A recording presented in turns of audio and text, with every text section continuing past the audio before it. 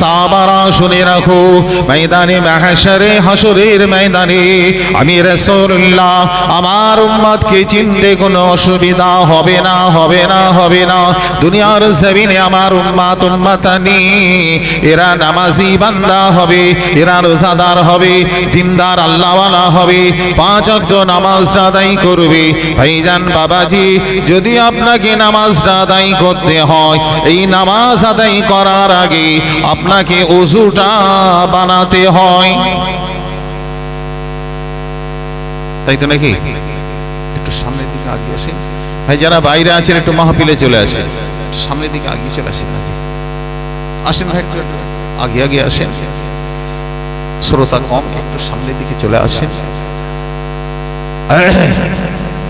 জি, একটু কালিমা শরীফ জিকির করি, কালিমা জিকির লা ইলাহা ইল্লাল্লাহ, লা ইলাহা, লা ইলাহা ইল্লাল্লাহ মুহাম্মাদুর রাসূলুল্লাহ, আল্লাহুম্মা সাল্লি আলা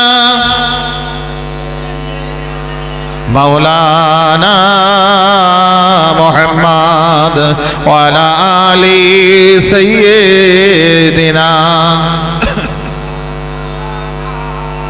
ভাই, কালেমা শরীফ জিকির করলে অন্তরটা পরিষ্কার হয়, অন্তরের ময়লা, অন্তরের মরিচা পরিষ্কার হয়। আল্লাযীনা আমানু ওয়া তাতমাইন্নু কুলুবুহুম বিযিকরিল্লাহ, আলা বিযিকরিল্লাহি তাতমাইন্নুল কুলুব। আল্লাযীনা আমানু, যারা ঈমান এনেছে, ওয়া তাতমাইন্নু কুলুবুহুম বিযিকরিল্লাহ, আল্লাহ জিকিরের দ্বারা অন্তরটাকে পরিষ্কার করেছে।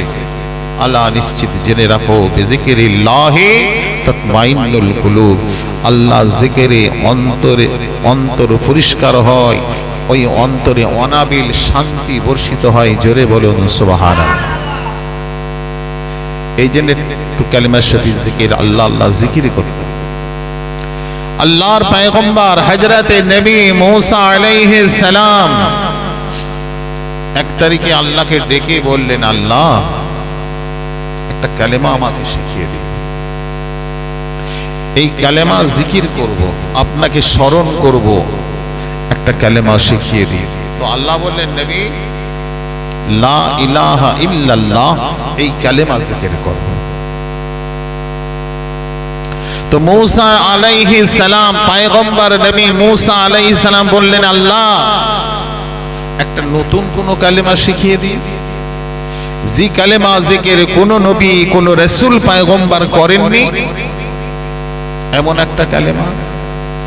মুসা নবী বলেছিলেন, আল্লাহ পাক আদম নবী লা ইলাহা ইল্লাল্লাহ এই কালেমা জিকির করেছেন, নূহ নবী লা ইলাহা ইল্লাল্লাহ এই কালেমা জিকির করেছেন, ইব্রাহিম নবী লা ইলাহা ইল্লাল্লাহ এই কালেমা জিকির করেছেন। আল্লাহ আপনার নবী পয়গম্বর আমি নবী মুসা, আল্লাহ আমাকে একটা নতুন কালেমা শিখিয়ে দিন, যে কালেমা জিকির কোন নবী কোন রাসূল পয়গম্বর করেননি।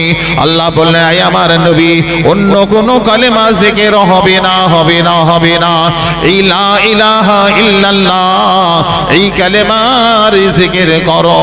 আল্লাহ বললেন, নবী আয় আমার নবী, শুনে রাখো, শুনে রাখো, একদিকের পাল্লাই যদি লা ইলাহা ইল্লাল্লাহ এই কালেমাকে চাপিয়ে দেওয়া হয়, অপর দিকের পাল্লাই যদি ওই 7 আসমান আর জমিনটাকে চাপিয়ে দেওয়া হয়, আয় আমার নবী মুসা শুনে রাখো, ওই 7 আসমান জমিনের পাল্লাটা হালকা হয়ে গিয়ে লা ইলাহা ইল্লাল্লাহ এই কালেমার পাল্লাটা ভারী হয়ে যাবে। 7 আসমান জমিন পাল্লা হালকা হয়ে লা ইলাহা ইল্লাল্লাহ কালেমার পাল্লাটা ভারী হয়ে। এই জন্য 5 ওয়াক্ত নামাজের পাশাপাশি ফজরের নামাজের পর, ঈশার নামাজ পরে একটু কালেমা শরীফ জিকির, আল্লাহ আল্লাহ জিকির করবেন। তো ভাই, যে কথা বলছিলাম, নবী পাক সাল্লাল্লাহু আলাইহি ওয়াসাল্লাম বললেন, ময়দানে মাহশারে, হাসরের ময়দানে আমার উম্মতকে চিনতে কোনো অসুবিধা হবে না। জোরে বলেন সুবহানাল্লাহ। সাহাবারা বললেন, হুজুর আপনি চিনবেন কেমন করে? রাসূল বললেন, আমার উম্মাত উম্মাতানি, এরা নামাজি বান্দা হবে, 5 ওয়াক্ত নামাজ আদায় করবে। এই নামাজ যদি আপনি পড়েন, নামাজ যদি আপনাকে পড়তে হয়, এই নামাজ পড়ার আগে কি করা লাগবে? ওযু করা লাগবে। তাহলে ওযু ছাড়া নামাজ হবে? এ ভাই হবে? হবে। তাহলে ওযু ছাড়া নামাজ হবে না, ওযু করতে হবে। আচ্ছা, ওযুর আগে আরেকটা কাজ,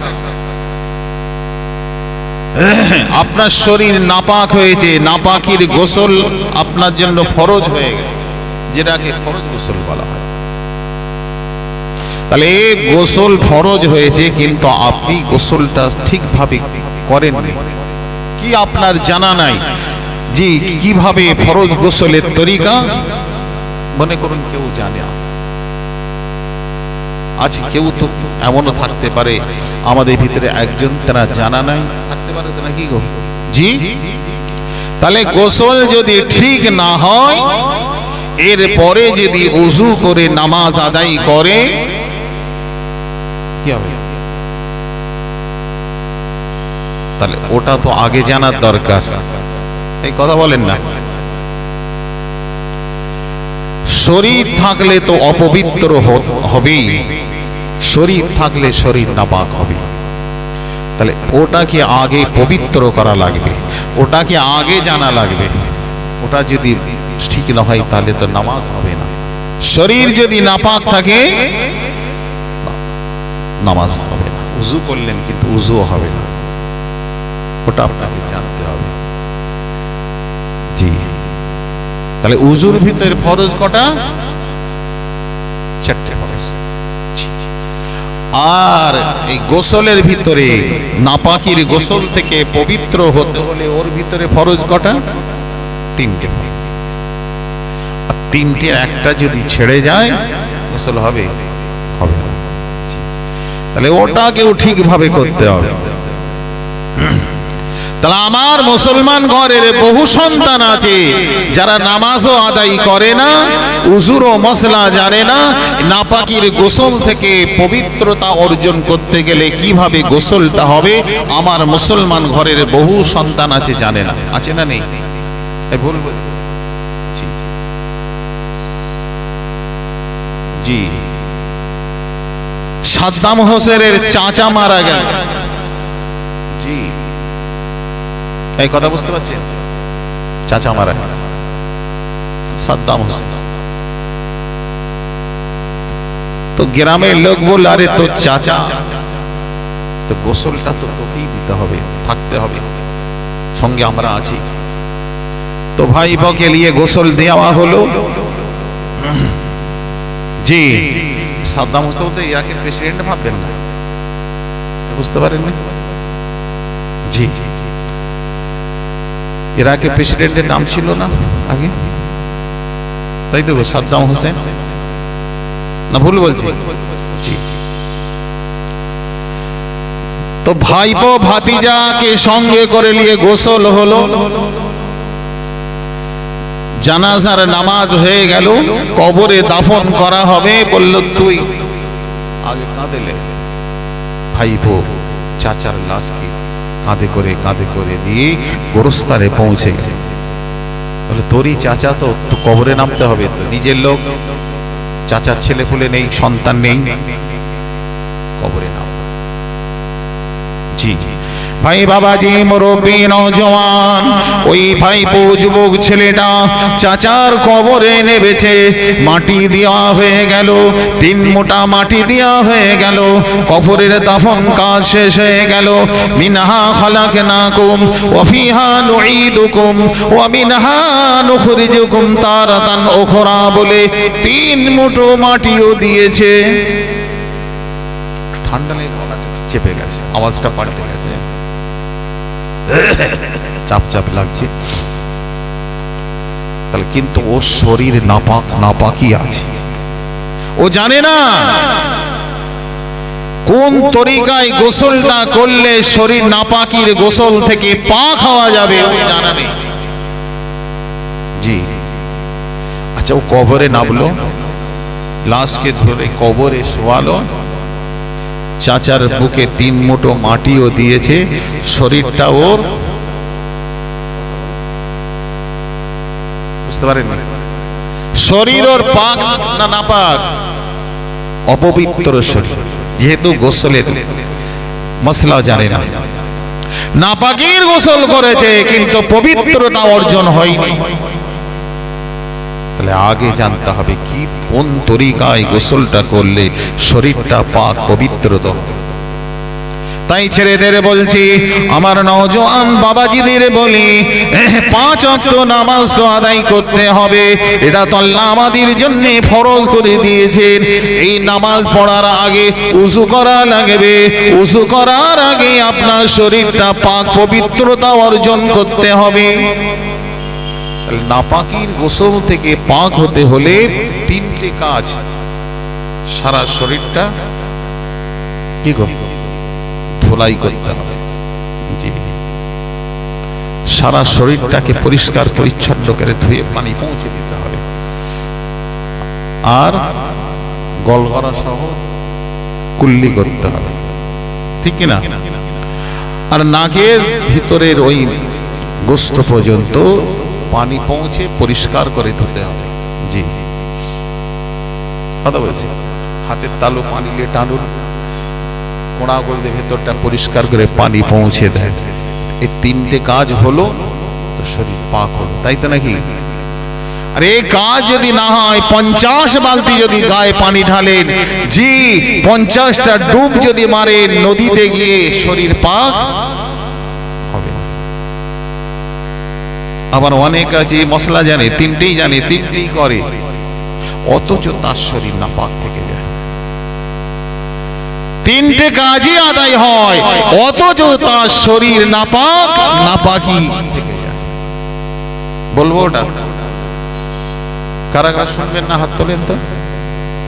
আমি যে শুনবেন না কারা? জি জি, বলবো ওটা কিরকম? খারাপ মনে করেন? এখন মনে করেন এই আমার লুঙ্গিটা পরে আছি, এই লুঙ্গিটা আমার নাপাক লেগে আছে, তাহলে আমার পরনের কাপড়টা অপবিত্র, নাপাক।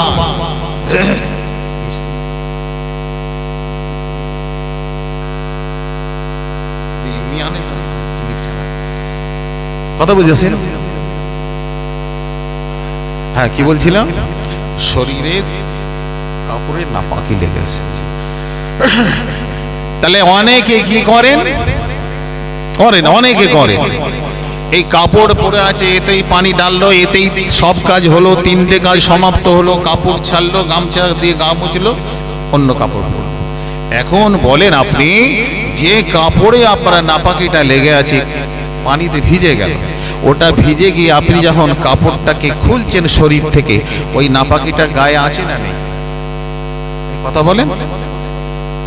তাহলে ওই নাপাকি যদি শরীরে থাকে, আপনি সব করেছেন, পানি পৌঁছে দিয়েছেন, ওটাও করেছেন, আপনি কুল্লি করেছেন, গড়গাড়া সহ 3বার ওটাও করেছেন, নাকের নরম জায়গা পর্যন্ত পানি পৌঁছে দিয়েছেন, সব করেছেন, কিন্তু এখানে কিন্তু আপনার একটা ভুল হয়ে গেছে, এটা আপনার রাডারে ধরা পড়ে, শরীর পাক হবে?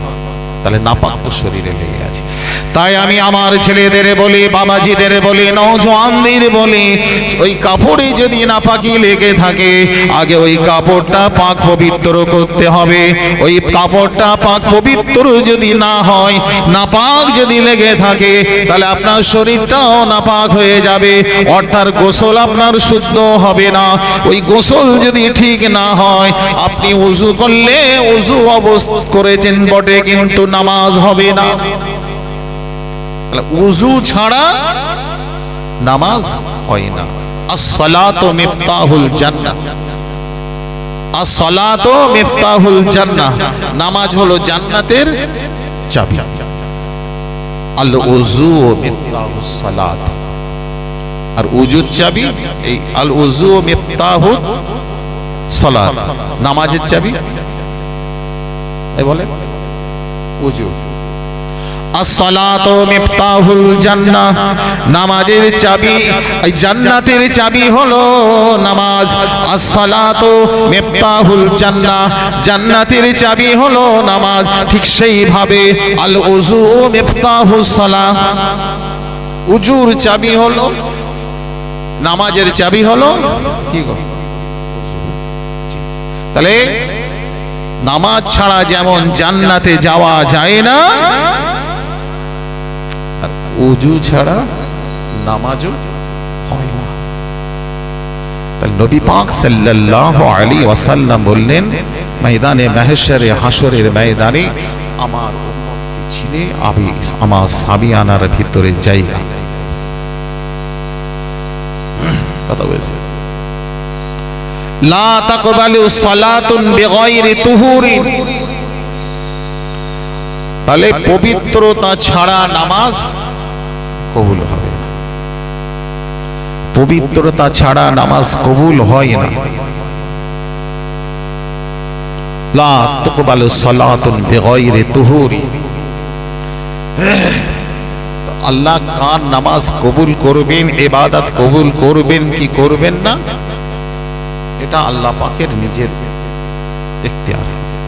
আল্লাহ চাইলে কারো ইবাদত কবুল করতে পারেন, নাও পারে। আল্লাহ চাইলে একজন কঠিন গুনাহগার, তার গুনাহকে আল্লাহ মাফ করে দিতে পারে। কি বলেন?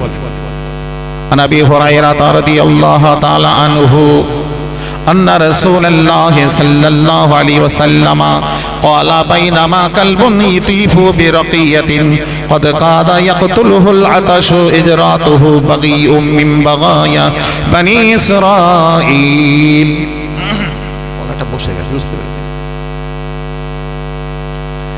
বনি ইসরাইল যুগের একজন মেয়ে ছিলেন, পাপী ব্যভিচারিণীর ভিতরে একজন ব্যভিচারিণী। বাইনামা কলবুন ইতিফু বিরকিয়াতিন কদ কাদ ইয়াকতুলুহুল আতাশ, একটা কুত্তা একটা কুয়া চতুর্পাশে ঘুরছে। কেন? তাকে এত পিপাসা লেগেছে, পিপাসায় একেবারে মৃতপ্রায়, এই মারা যাবে মারা যাবে অবস্থা, কুয়ার চারপাশে ঘুরছে।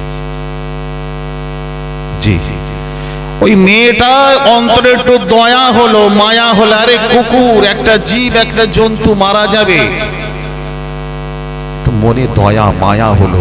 কুকুরের এই চতুর্পাশে ঘোরা দেখি আর পানি পান করার জন্য অস্থির হয়ে যাচ্ছে।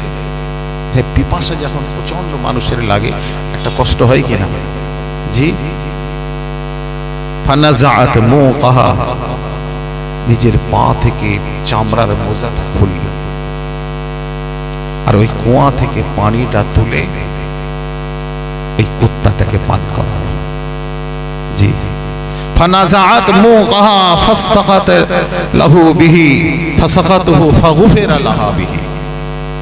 ওই বেশ্যামেয়েটি ওই কুয়া থেকে নিজের পায়ের ওই মোজাটা খুলে, চামড়ার মোজাটা খুলে পানিটা পান করালেন।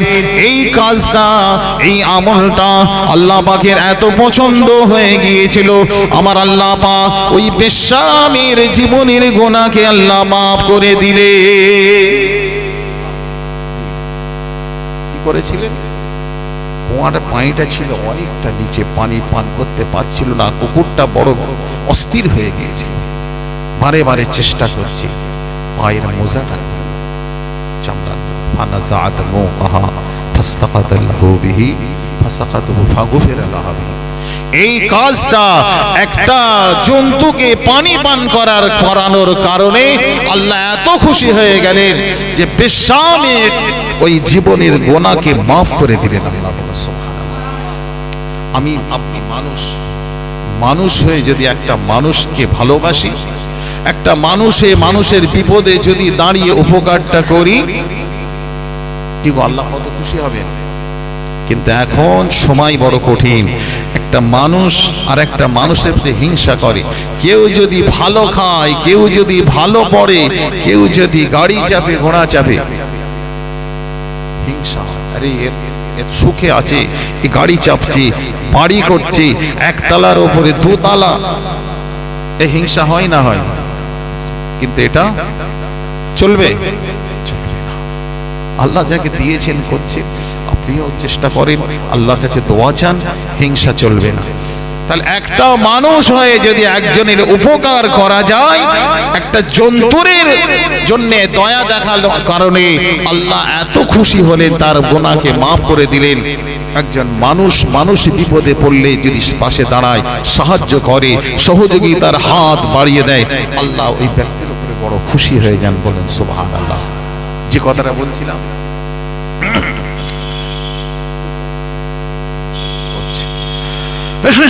ভাই আমার, তাহলে কি বলছিলাম মনে আছে?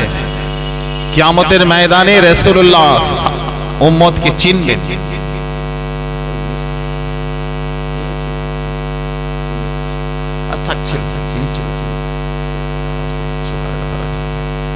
ঠিক আছে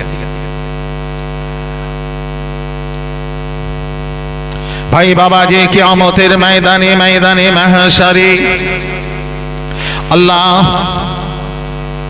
এই সমস্ত উম্মাতানিদের ইজ্জতকে বড় বাড়িয়ে দেবেন। নবী পাক আপনাকে চিনতে পারবেন কিভাবে? আল্লাহ নবী বললেন, আমার উম্মাতানি এরা নামাজি বান্দা হবে, 5 ওয়াক্ত নামাজ আদায় করবে।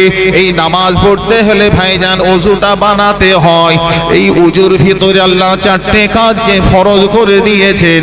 ইয়া আইয়ুহাল্লাযীনা আমানু ইযা কুনতুম ইলাস সালাতি ফাগসিলু বুজুহাকুম ওয়া আইদিয়াকুম ইলাল মারাফিকি ওয়ামসাহু বিরুসিকুম ওয়া আরজুলাকুম ইলাল কাবাইন।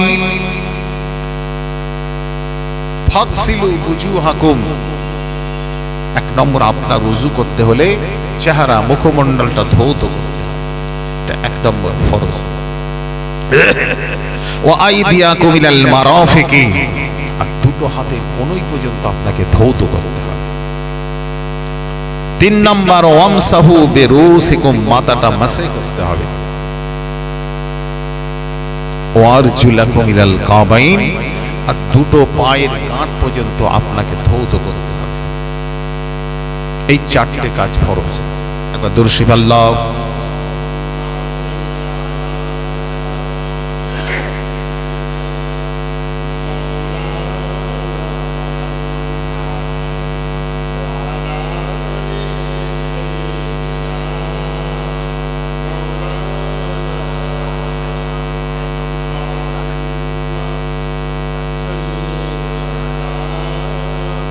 কালিমা শরীফ জিকির, লা ইলাহা ইল্লাল্লাহ, লা ইলাহা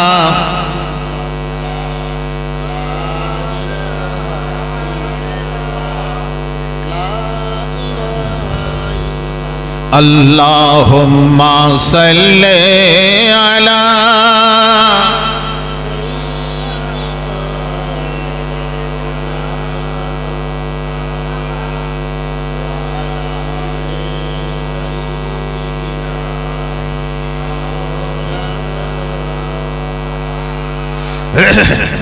তাহলে 4টে কাজ ফরজ। আল্লাহ নবী বললেন, সাহাবারা শুনে রাখো, এই ময়দানে মাহশারে, হাসরের ময়দানে আমার উম্মাতানি এরা দুনিয়ার জমিনে নামাজি বান্দা ছিল। এই নামাজ পড়ার, নামাজ আদায়ের আগে এরা ওযুটা বানিয়ে নিত। ওযুটা বানাবার কারণে আল্লাহ পাক কিয়ামতের মহামাঠ, মহাময়দানে তাদের ওযুর অঙ্গগুলোতে একটা জ্যোতি, একটা নূর, আল্লাহ একটা আলো নসিব করে দেবেন। জোরে বলেন। তাদের এই চেহারাটা একটা জ্যোতি, একটা লাইট, নূর বার হবে, হাতগুলো থেকে একটা লাইট, জ্যোতি বার হবে। ভাই 10 জনের ভিতরে একজনের কাছে যদি একটা লাইট জ্বলে, বোঝা যাবে না? অসুবিধা হবে চিনতে। তো ময়দানে মাহশারে সাহাবারা বলেছিলেন, ইয়া রাসূলুল্লাহ, হাবিবাল্লাহ, লক্ষ লক্ষ নবী আর লক্ষ লক্ষ নবীর কোটি কোটি কোটি কোটি উম্মাত উম্মাতিনী ময়দানে মাহশারে চিনবেন কেমন করে? রাসূল বললেন চিনার জন্য কোনো অসুবিধা নাই। আমার উম্মাত উম্মাতানি কে আল্লাহ একটা নূর জ্যোতি দান করবেন, উজুর অঙ্গ থেকে জ্যোতি লাইট বার হবে। আমি রাসূল এই জ্যোতি লাইট থেকে চিনে চিনে আমার উম্মতকে আমার সামিয়ানার নিচে জায়গা করে দেব। জোরে বলেন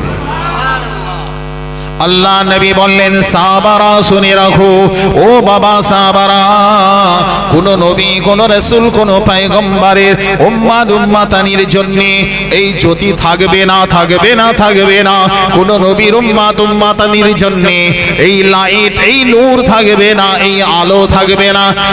একমাত্র আল্লাহ পাক আমার উম্মাত উম্মাতানিকে এই নিয়ামত নসিব করে দেবে। জোরে বলেন, কোন নবীর জন্য নয়, কোন নবীর উম্মতের জন্য নয়, একমাত্র আখিরি জামানার নবীর উম্মতকে আল্লাহ এই নিয়ামতের হকদার বানিয়ে দেবেন। বলুন সুবহানাল্লাহ। কি আমরা তকদিরওয়ালা নয়? এই কথা বলেন, রাগ করছেন? আমরা বড় ভাগ্যবান আখিরি জামানার নবীর উম্মত হই। তাহলে নামাজ আমাদের পড়তে হবে, নামাজ পড়া লাগবে। যারা নামাজ থেকে দূরে আছি 5 ওয়াক্ত নামাজটা আদায় করে, পাশাপাশি ওযু শিখতে হবে। ওযুর আগে যেটা বলেছি গোসলের ফরজটাও জানতে হবে, না হলে কি হবে? জি, নিজের বাপের কবরে সন্তান নামবে, জি নিজের পিতাকে গোসলটা দেবে, কাঁধে করে খাটিয়ায় বাপের লাশটা বয়ে নিয়ে যাবে, ওই গোরস্থানের ভিতর দিয়ে চলতে থাকবে নাপাক শরীর নিয়ে। ওই নাপাক অবস্থায় কবরে নামবে, ওই নাপাক অবস্থায় 3 মুঠা মাটিও দিয়ে দেবে। যে বাপ হাজী সাহেব 5 ওয়াক্ত নামাজি, ছেলে নাপাক শরীর নিয়ে যে কবরে বাপের লাশটাকে নামিয়েছে, কি কাজটা ভালো হয়? কথা বলেন না কেন? তাহলে এটা আমাদের তো ভাবতে হবে, জানতে হবে। জি 5 ওয়াক্ত নামাজ তো পড়তে হবে, ওযুটাও যেমন জানতে হবে, তেমন নাপাকের গোসল থেকে কিভাবে পবিত্রতা অর্জন করতে এটাও জানতে হবে। তাই ছেলেদের বলে গেলাম, জি এগুলো শিখতে হবে, জানতে হবে। যারা নামাজ থেকে দূরে আছে 5 ওয়াক্ত নামাজ পড়েন, ছেলেদের বলে যাই বাবারা, ছেলেরা 5 ওয়াক্ত নামাজটা আদায় করুন, 5 ওয়াক্ত নামাজটা আদায় করুন। আল্লাহর ফরজ রোজাটা আদা করুন, পিতামাতার খেদমত করুন, মানুষের উপরে জুলুমটা বন্ধ করুন, হালাল রুজিটা তালাশ করুন। আল্লাহ পাক আপনাকে কবুল করে আল্লাহ ওয়ালাদের কাতারের সঙ্গে আপনার কাতারটা মিলিয়ে দেবে। আমি আমার মা বোনদের বলে যাই, ও মা বোন 5 ওয়াক্ত নামাজটা আদায় করুন, আল্লাহর ফরজ রোজাটা রাখুন, আপনি আপনার স্বামীর খেদমতটা করুন, আপনি আপনার শরীরটা হেফাজত করে পর্দার সঙ্গে রাখুন। আল্লাহ পাক আপনাকে কবুল করে জান্নাতি নারীদের সঙ্গী বানিয়ে দেবে। মা বোনদের বলে দর্শিব আল্লাহুম্মা